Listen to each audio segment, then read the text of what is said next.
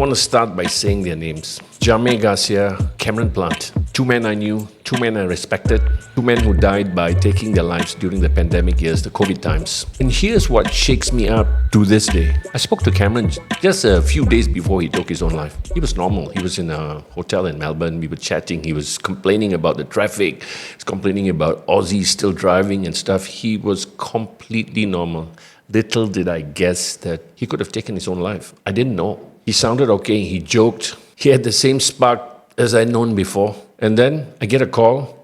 Clayton Fitz calls me and says he's taken his own life. Cameron Plant was just not a colleague. He was a friend. He was one of those good guys. He was one of those guys who would check up on me, who I trusted. He was a confidant. We spoke about many things, and I was there for his wedding, and we were good buddies. In fact, I remember at one time where he had lost all his money at a deal in Tenerife, Spain for a radio station, a couple of million euros.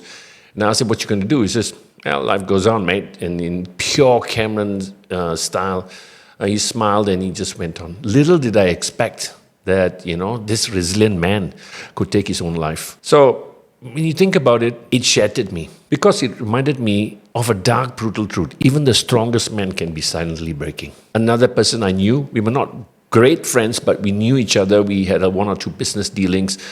He was the front man for the phenomenal Filipino band. They're like Search in Philippines, Slapshock, Jamir Garcia.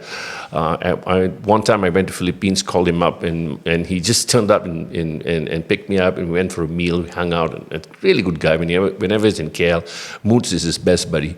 Whenever he's in KL, we hang out and also we chat and stuff. Like, really good guy. Really one of the good guys. This guy used to hang out with Manny Pacquiao and stuff. Traveled the world, rocked out all over the world. During COVID, his wife went to market or something, came back and saw him. He had taken his own life. Little would you expect, because you know why? He was always smiling. Can you see what people are going through? Underneath all the energy, the talent, the power was pain. No one actually saw it. He wasn't the kind of guy you expect this from, right? Rock star. And that's the part that haunts all of us, right? His best friend, Mood Sear, was like shocked. They smile, they show up, they handle the business, and one day they're not there, they're gone. So why don't we speak? Because along the way, men were taught that vulnerability equals weakness. We are taught to man up. We are taught to stop being like a girl. Don't be a pussy.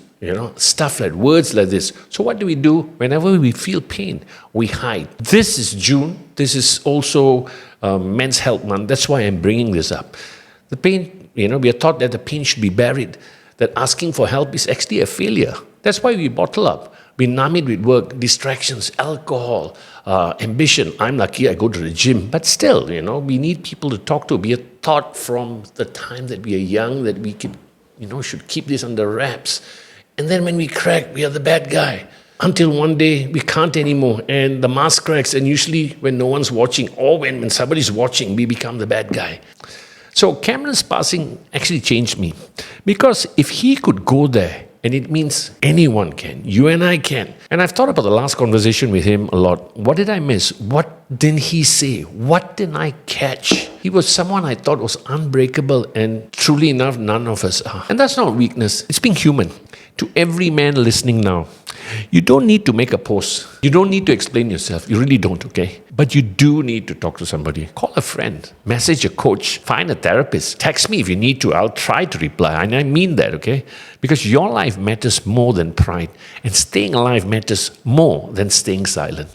So we always say check on your strong friends, but we need to mean it. Why I say strong friends is because the ones who seem to have it together, like Cameron Plant, like Robin Williams, like Anthony Bourdain, like Jamir Garcia, they're the one who keeps pushing and never complain, and suddenly they snap. They're the ones who often feel like they can't crack. Be the friend who listens. Be the friend who calls. Be the friend who asks twice. This is June, again. Men's Mental Health Month, but this isn't a personal campaign for me. No, it's not. It's about Jamir, it's about Cameron, it's about you, it's about the guys who keep it all inside, stifle. It's about the part of me that's been in a dark place too. I've had my moments. Seriously, all of us have had the moments. If you're listening now and you're in that place now, you're not weak. You're not alone. And you're not done yet. To Jamir, to Cameron, to every man fighting the battle no one sees, you are loved, you're needed, and you're not a burden. say something, share something. Please stay alive, okay? This is Book of Jake. Let's keep talking.